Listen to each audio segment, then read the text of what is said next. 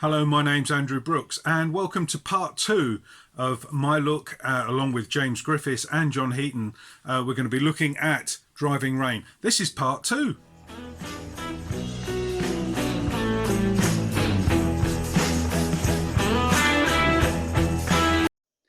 I mean, Magic, I would give that as an example of what I was talking about before about this band. You know, I do agree that it's a good song potentially, but I just feel that they just don't bring anything to it. It's just slow, a bit grungy. There's just nothing about it that kind of, makes me kind of go, ooh, there's a good arrangement, or there's a good, I can hear it's a good song, but I just kind of. But it's not as if the production is as bad as Press to Play. I mean, is it? I don't know. I think it's quite a well-produced album. Technically, it's nice and clean, and it's crisp, and it's not muddy at all like you hear some of the earlier ones. One thing it does have, which I find a bit disconcerting, is it has this very, very dry vocal sound, which I think it was probably the thing that was happening at the time in rock music. And he's kind of always had this thing where he's had a bit of reverb on his voice, or he's had something on his voice that kind of warms it up a little bit. And this is the first of the records that he does it again on Chaos and Creation and Memory Almost Full, where his voice is really close, up close, with nothing on it at all, just bone dry voice. And I sometimes think with this record, it would have been nice if his voice had been worked into the arrangements a bit more, more kind of harmonies, more vocal harmonies, more kind of stuff going on. It just seems to be just McCartney all the time, just again up front, You've got to think that, Flaming Pie, as you say, the last studio album with new material. I'm guessing he had Linda harmonizing on some of the tracks. And with this new band, he hasn't got anyone in that new band to harmonise. He's not going to get Heather in, is he, to take her place in the studio? There are one or two tracks with harmonies, but no, largely it's harmony free, isn't it? Go on, John, you're smiling. I was going to say, I hope not. I don't want Heather singing harmony particularly. Have you heard that single where he does the backing for her? I think it's like it's a charity thing, Help or something. It's not the Beatles' Help, but it's another. No, I haven't. I mean, the thing about Linda is we loved her so much that we can forgive her an ocean of mediocrity, really. I mean, I don't care if she's singing out of tune. I don't care if her backing vocals on Ram are a bit ramshackle. I love them, and the same with all of the Wings period. She was an integral part of the Wings sound, and that's missing from anything post 1980, if we're honest. Yeah. Well, ever since she died, I've always slightly struggled with Paul's work, and I've always thought to myself, part of that is the fact that he's not with Linda anymore, and in fact not just his music, but his entire media persona has changed, I think, since her passing. There was something about, I think, Linda somehow managed to bring him down to earth a little bit. She was quite a normal person, I think. And when he was with her, if you kind of, saw them being interviewed together, say on Wogan or whatever, they just seemed like they were just your mum and dad. They were just this really grounded, but as soon as she was gone and Heather comes into the picture, all of a sudden it's like, oh my God, right, who's this Paul McCartney person anymore? I don't really know him anymore. He's just talking. You're talking in sound bites, and it's just, I don't know, something happened. And this music almost go and meet Putin in So Russia. just looking, go on. I was just going to say, just looking at the latter tracks, which James said that he dismisses. What do you think to riding into Jaipur for an Indian section? It might have been okay if it was much earlier in the album. It's just so late on. It gets to like track 14 and then an Indian track starts, and you're like, it just seems totally out of place to me. I mean, it's a great, I love the track, but it just seems, it's a nice song, but it just seems wrong at the end. It'd be like, can you imagine if Sergeant Pepper was an hour and 5 minutes long, and Within You Without You would come in at track number 15? Enough is enough. Enough is enough. But I don't mind it. It's okay. But you know, that definitely should have been a 45-minute album. I don't understand why he wanted to release all those tracks. And sorry, Andrew, Rinse the Raindrops is too long, or you just don't like it? I haven't got. I just don't like the track. It's a bit like Nod Your Head from Memory Almost Full. No, I don't like that one, but I like Rinse the Raindrops. It sort of reminds me of, I mean, I used to play in bands back in the day, and you'd get into a jam or something and you'd record it, and it would be like a 20-minute jam, and you go back to your house and you'd have a few drinks and listen to it, and you'd all be like going, oh yeah, I sound great on this track, and you know, but this is Paul McCartney making an album, and it's like, just do something with it, edit it, chop it down, make something of it. Don't just have it on the album, you know, this big lumbering jam. I don't know. And there was no, well, the only single from it was God Awful Freedom. I think that was the single from it, wasn't it? There was no others. I think he tried to release From a Lover to a Friend, but it didn't go anywhere. Right. Seem to remember. No? I don't know. But I mean, that's a poor choice for a single. It's a bit like choosing Only Love Remains. I mean, it's not going to get, it's not going to crack the top 40 in 2001, is it? I think Freedom really does cast a pall on this record. A pall, sorry, terrible pun. I had a friend, I remember back in the day, he'd been a McCartney fan, and he said that Freedom was literally, it was the last straw. He was like, that's it. No more. I'm washing my hands of him, you know. And it's weird, when a song gets associated with a particular record, it's hard to shake it off, isn't it? Yeah. And Freedom, I think for me as well, it was always that moment when it was like, oh God, you know, such a sort of clod-hopping, self-righteous, tedious, I don't know. You know, you were saying, Andrew, about the fact that he toured on this album, or he toured this record. How much of it did they play live? I mean, how many tracks got into the set? I can remember hearing Lonely Road and also Driving Rain. Driving Rain, yeah. Lover to a Friend. I don't. This was been on the back in the US tour, was it? Would it have been? Yeah, about that time. I mean, he never toured here. That album. It's like, I mean, Paul's released so many live albums, I don't even bother listening to them now. And I mean, back in the US, possibly the worst of the lot. It's interesting. We were talking on the where he did an album where he did English Tea. I mean, for fuck's sake. We were talking about Press to Play, weren't we? And we were talking about the fact that he'd said something like, you know, I didn't want a crummy album dogging the tour. And it's interesting that he did tour this record, but he didn't tour Press to Play. So he must have thought to himself that this was a good piece of work, even though it was a total flop. I mean, it sold atrociously. I think it sold worse than Press to Play. I've actually got the figures here. So by the time. Go on, John. I was going to say, by the time this album came out, Paul wasn't necessarily promoting his new record. He was doing 80% Beatles songs anyway in his concerts. So that's why I asked the question. You know, how much of the record did he actually play? Not too many. Like, I mean, two or three tracks max.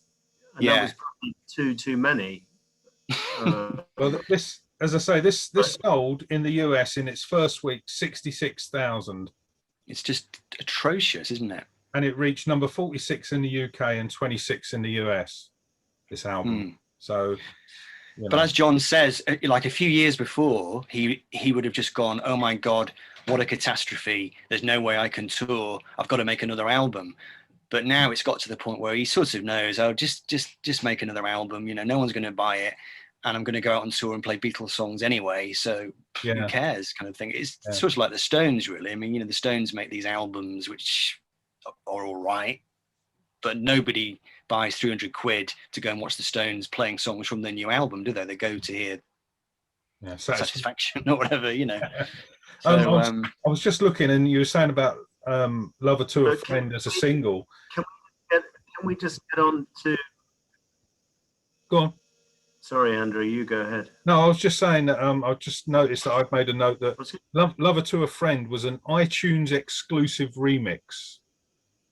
So that's where I think when he was sort of getting into the digital download aspect of all this now. But yeah, that was a remix exclusive to iTunes. So go on, John. You was going to say. I was going to say, you know, let's go back to the positives on this album. I thought Your Loving Flame at the time, and even now, I thought it was a gem of a ballad, and I thought the tune was a tune to die for. I remember him doing it on Parkinson, albeit unfinished when he did it, but thinking, shit, this is glorious. And admittedly, when the album came out, it was a little bit unsatisfactory because for some reason he didn't fully develop it. The guitar solo came in quite early, didn't it? And apart from that original hook, you know, I was just going to say, this has gone down as I read somewhere that it's a love song for Heather. So this one is for her. Yes, it is. Yeah. I find his. Well, but I don't care for Heather. I think it's a great song. I think it's up there with My Love. I think it's brilliant. And my son Richie, that's his favourite, I think, on this album, along with Heather. Heather. Yeah, I mean, I don't agree with that. I don't think it's on the same footing as My Love, but it's a good song. I mean, I think his voice strains on it a bit. I think it's one of the tracks that you think a few years before he could have done a better job singing it, probably, you know.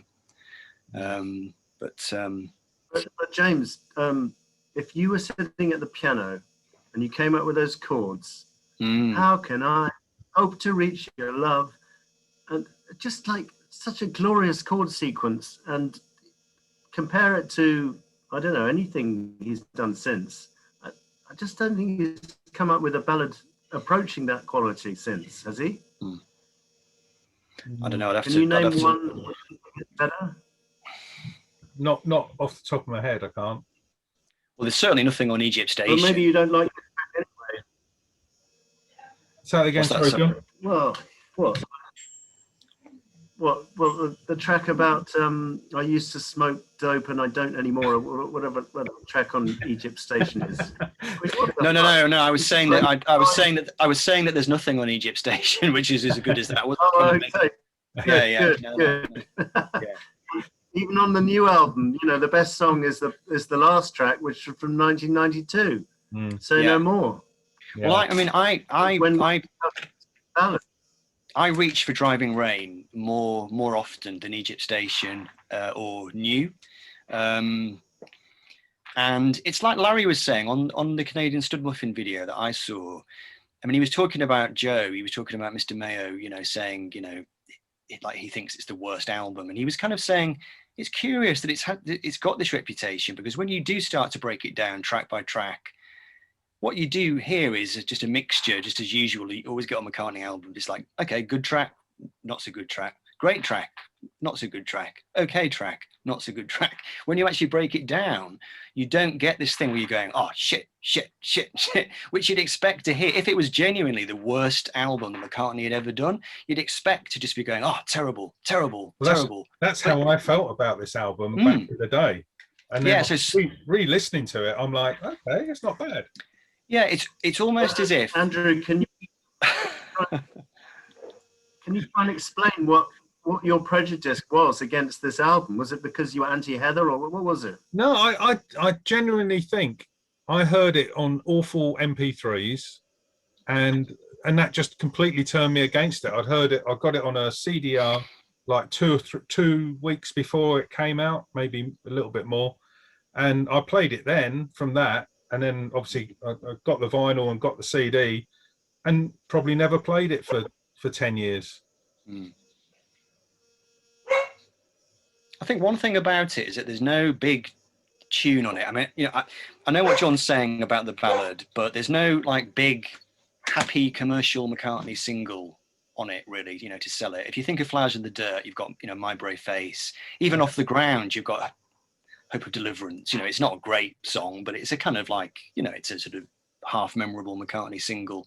This record doesn't seem to have that. It's more of a kind of just an album. It's not poppy. No, you know? I mean, for me, the best track is She's Given Up Talking, and that's no way is that a single, you know.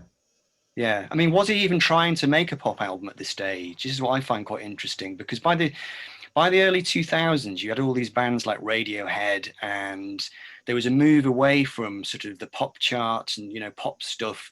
It had almost become tainted in a way, because pop music had started to go down the toilet, really. You know, chart music had started to become really quite bad. And you had all these bands, these kind of rock bands like Radiohead, who were trying to do interesting rock music. And I think this album is maybe the start of this thing that McCartney's been doing ever since, where he's kind of given up trying to write Say, and, you know, pop tunes. Yeah, and he's just trying now to make interesting rock albums that are going to appeal to middle-aged men in their 50s who listen to BBC Radio 6. He's not really trying anymore, you know. Can I ask you a controversial question here? And I know our politics differ, but do you think one of the main reasons people think freedom is shit is because they object to the jingoistic lyric of that song, albeit in the wake of 9/11, which was a legitimate response in one respect, but it's a bit too simplistic. But do you think that's why a lot of people don't like that song, because they object to the politics of it? I just don't like it because it's awful.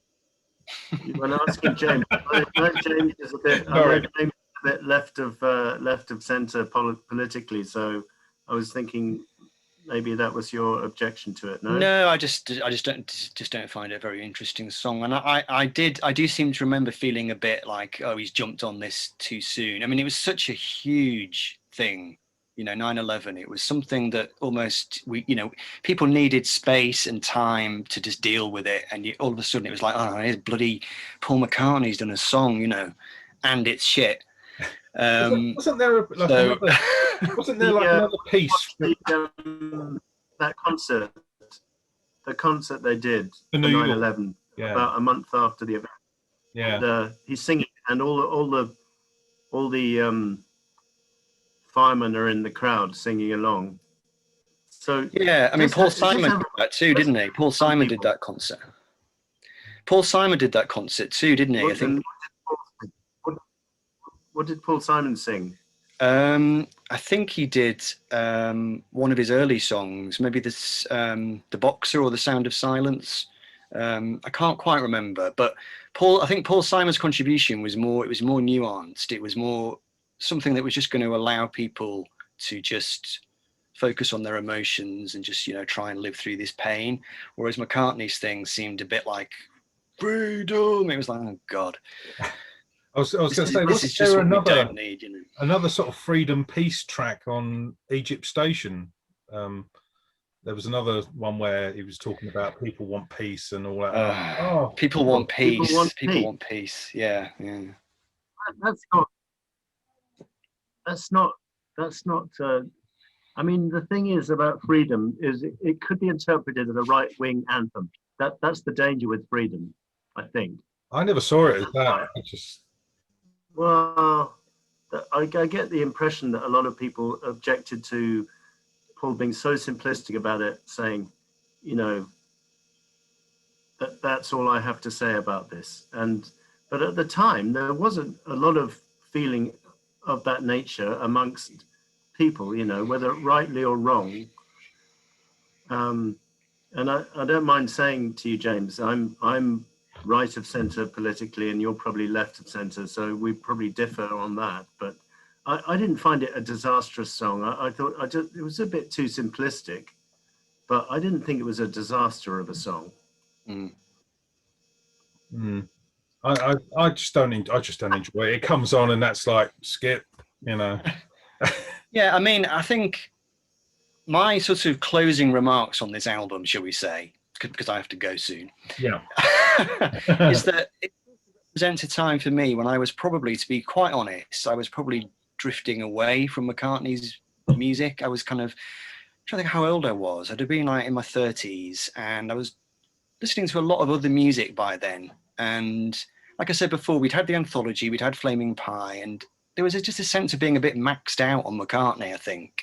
Yeah. And I do think over the years that McCartney has made the mistake of kind of always trying to be there, always trying to have another album out, always trying to be visible, always trying to do something. And I think there are certain stages in his career where he would have been better off just laying low, spend a few, get some good songs together, come back with something really great. And I personally at this time, I think, was just thinking, oh, another McCartney album, blah blah, whatever, I probably just didn't give it much of a chance. And Freedom as well, I think that was just part of it. It was like, I think he was concentrating on his classical stuff, because wasn't that Eki, whatever it is, Core or whatever it is, that came out about this a little time after this? So I should imagine he was concentrating more on the classical thing, because I remember him and Heather going to Oxford to hear a rendition of that. So right around about this time. But just my thoughts on the album cover.